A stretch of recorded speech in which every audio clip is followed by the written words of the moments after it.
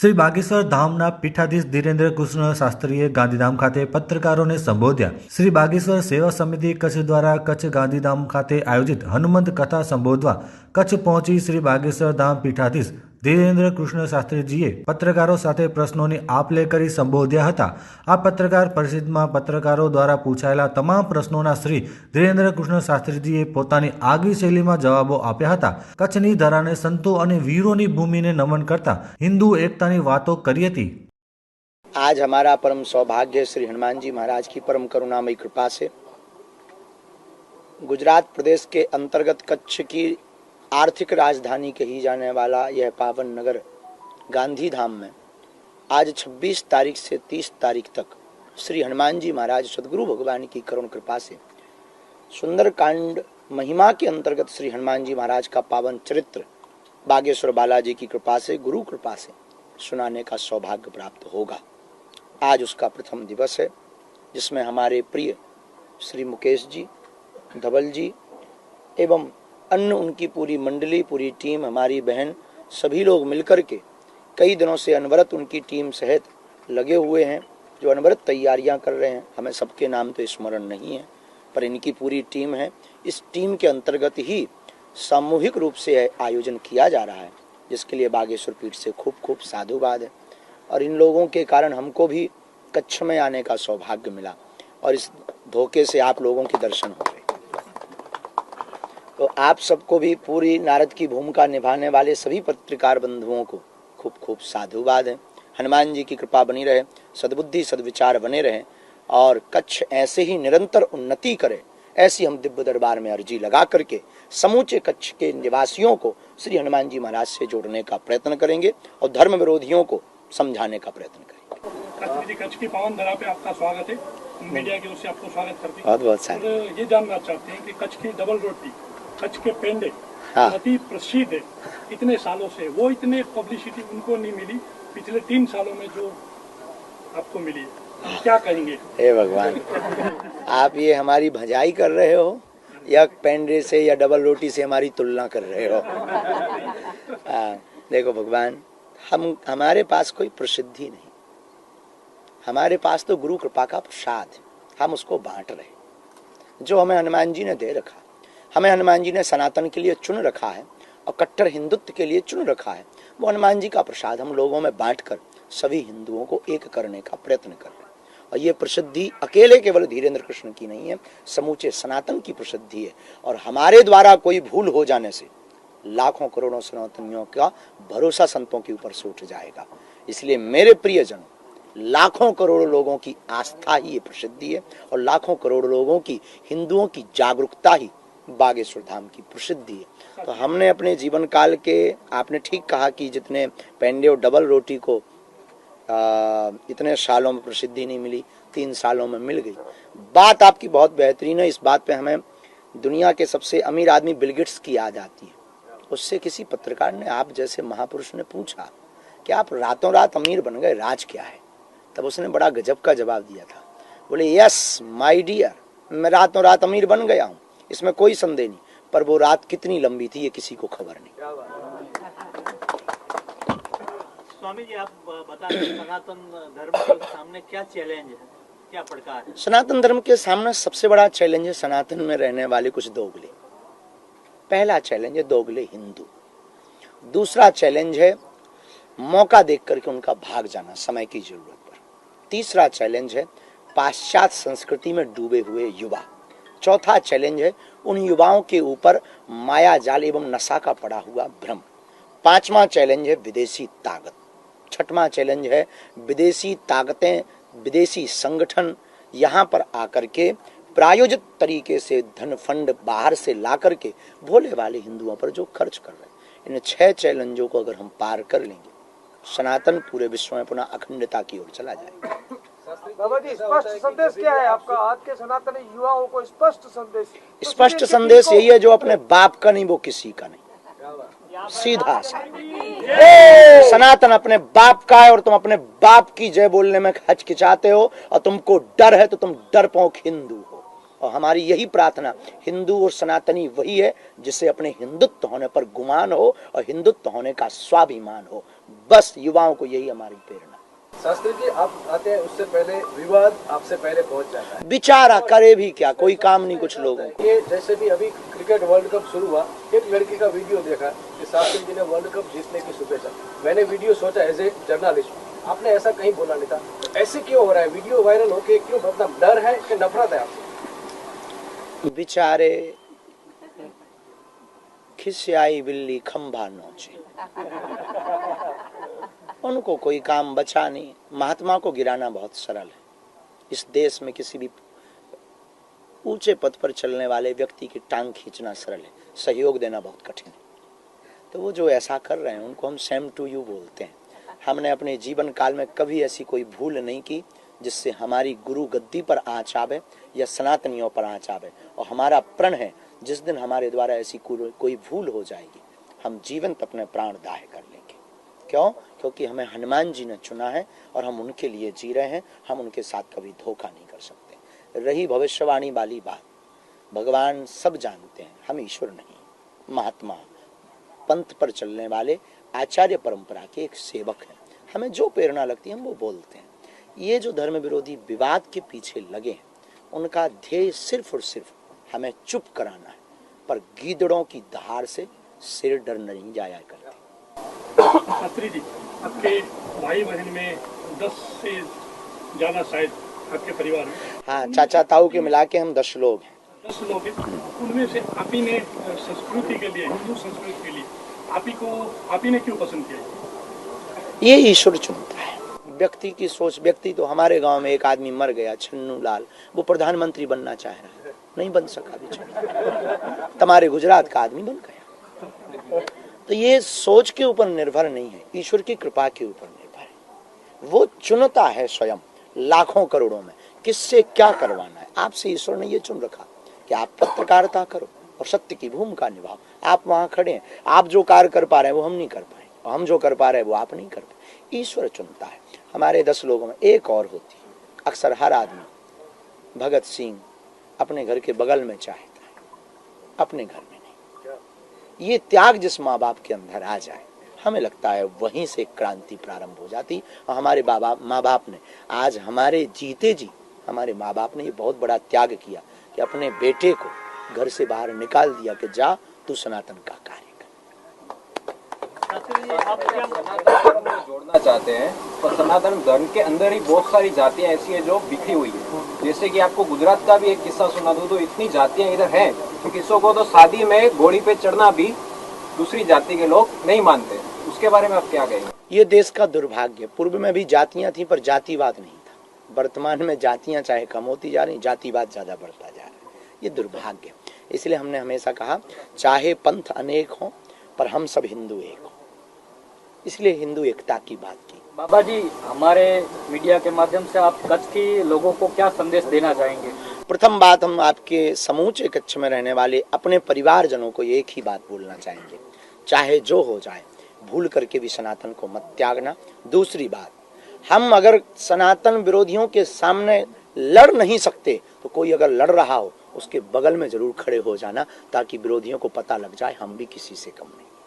यही कच्छ में रहने वाले प्रियजनों से। तीसरी बात, अंतिम, सब हनुमान जी से जुड़ो, यही जीवन का सार है। हम ना ईश्वर है ना हम महात्मा है, हम उनके चरणों के दास हैं। हम यही कहेंगे सिर्फ हनुमान जी से आप जुड़ो, इसी में आपका भला हो।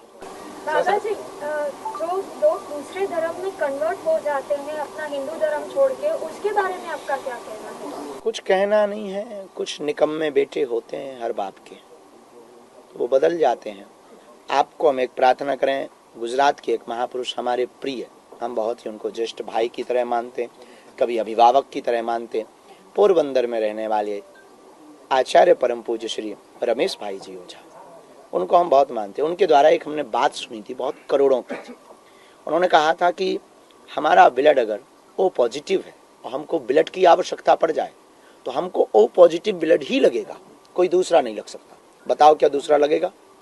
बॉडी एक्सेप्ट नहीं करेगी। जब दूसरे ग्रुप का बॉडी ब्लड एक्सेप्ट नहीं कर सकती, फिर ये मजहब कैसे एक्सेप्ट कर लेते? हमें ये उनकी करोड़ों की बात लगी। इसलिए हिंदू धर्म और सनातन धर्म और हिंदू भाई और हिंदू सनातनी भाई के बीच आप भेद बताना चाहें तो उसकी परिभाषा सिंपल शब्दों में बताना चाहें तो कैसे बताएं? जैसे गन्ना और गन्ने का रस, जैसे सूर्य और सूर्य की रोशनी, जैसे जल और जल की धार, जैसे मिठाई और उसकी मिठास, यही हिंदू और सनातन। बहुत कुछ है। कच्छ में अगर आप लोग हमको आज्ञा देंगे तो हम निश्चित रूप से कच्छ में कुछ दिन गुजारेंगे। कच्छ बड़ा प्यारा है हमको। एक बार का था वो व्हाइट सॉल्ट जो यहाँ है, वो नमक का जो भी है, वहाँ एक बार गुजारने का मन है। और कच्छ में बहुत प्यारे लोग रहते। हम तो पहली बार आए, पर यहाँ की भावनाओं को देखकर, गुजरात की अन्य जगह यहाँ की भावनाएं बड़ी उज्जवल हैं। ईश्वर करे किसी की नजर ना लगे। और रही बात आचार्य, बहुत अच्छे दार्शनिक की, हम उनकी सब बातों से स्वीकार इतनी नहीं करते, पर कुछ बातें उनकी बहुत अच्छी थी, इसलिए स्वीकार करते। और गुण है कहीं से भी मिले प्राप्त कर लेना चाहिए। और जिसको भी हम प्रेम करते हैं खुला मंच से करते हैं, विरोध भी करते हैं खुला मंच से करते हैं। ये विचार नहीं करते हैं कि कोई धर्म विरोधी इतनी विदेशी ताकतें हमारे पीछे लगी, आए दिन हमको धमकियां दी जाती, पर हमने कभी अपने चेहरे पर या अपने दिमाग में उनके बारे में एक क्षण भी नहीं सोचा। हमें लगा कि जब निकले हैं तो नाचने निकले हैं, तो घूंघट का क्या शर्म कर। इसी प्रकार जिसको भी हम प्रेम करते हैं आचार्य को, चाहे वो आचार्य रजनीश हो, चाहे फिर वो परम पूजनंत हमारे बड़े भाई श्री रमेश भाई ओझा जी हो, अथवा फिर यहाँ के बहुत ही अद्भुत महापुरुष पूज्य श्री मुरारी बापू, कोई भी हो, किसी से हमें कुछ भी सीखने को मिले, हम बिल्कुल सहर्ष उनके वाणी को, उनके विचारों को और उनके आदर्शों को सीखते हैं और उसे उनको गुरु रूप में, दास शिष्य रूप में उसको ग्रहण करते हैं। शास्त्री जी, आप खास करके आप पॉलिटिकल पार्टियों को क्या कहेंगे सनातन की रक्षा के लिए?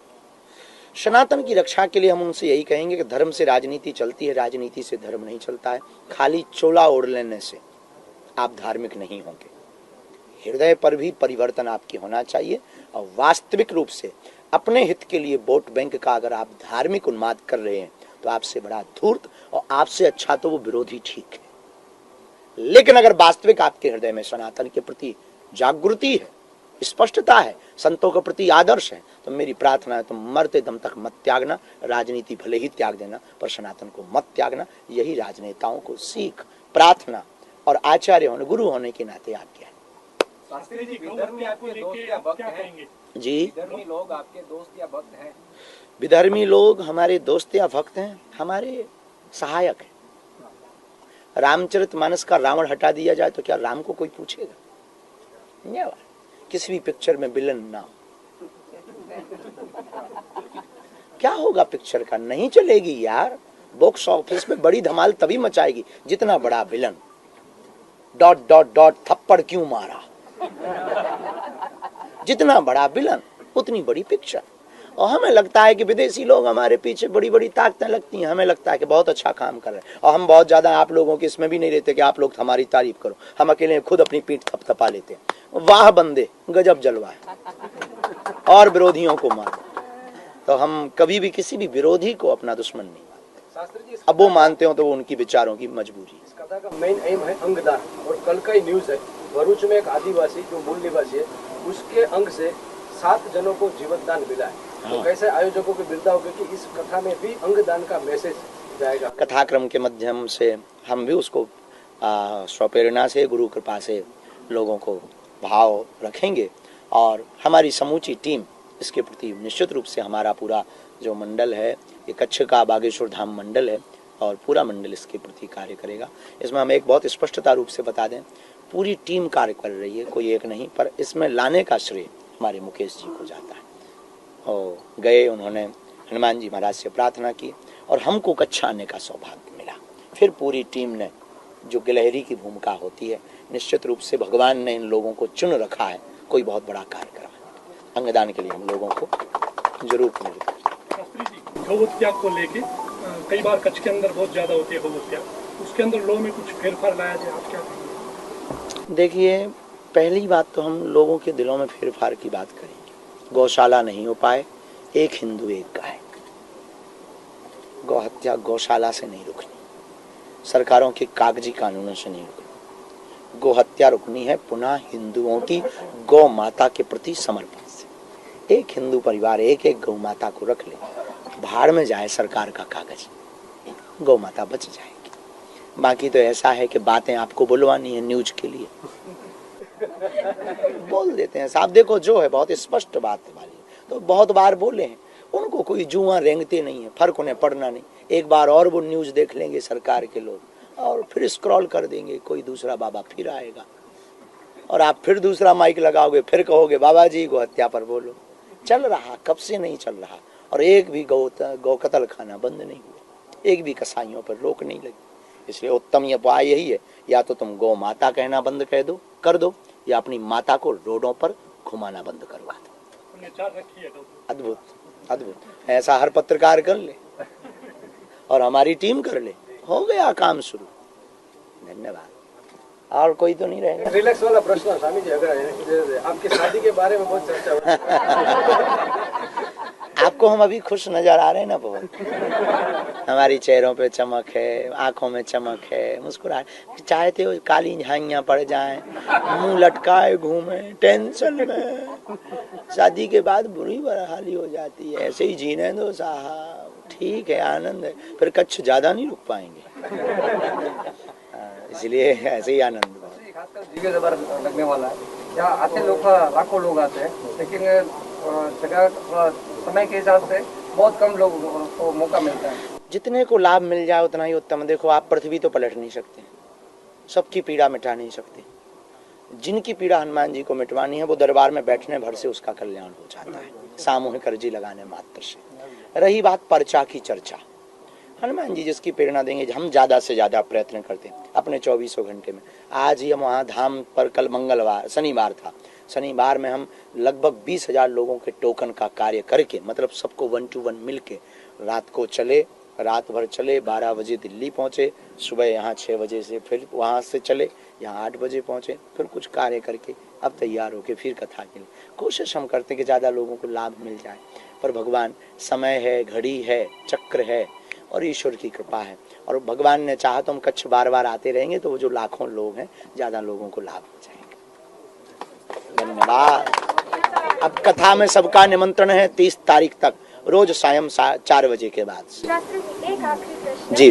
मीडिया जो है, मीडिया जगत जो है, जो समाज की आज की चौथी स्तंभ है, किसी को हीरो लगता है तो किसी को विलन लगता है, तो आपका मीडिया के बारे में क्या कहना, आपका प्यार मीडिया से कितना है वो हम जानना चाहते हैं। बहुत अपार। हम मीडिया के प्रति बहुत ही अटूट निष्ठा रखते हैं। हमने अपने जीवन काल में जो बहुत नजदीकी से देखा है, वर्तमान युग में जो अहम भूमिका मीडिया की है, वह भूमिका सरकार की जो योजना है उसके ठीक बाद देश का एक चौथा स्तंभ है।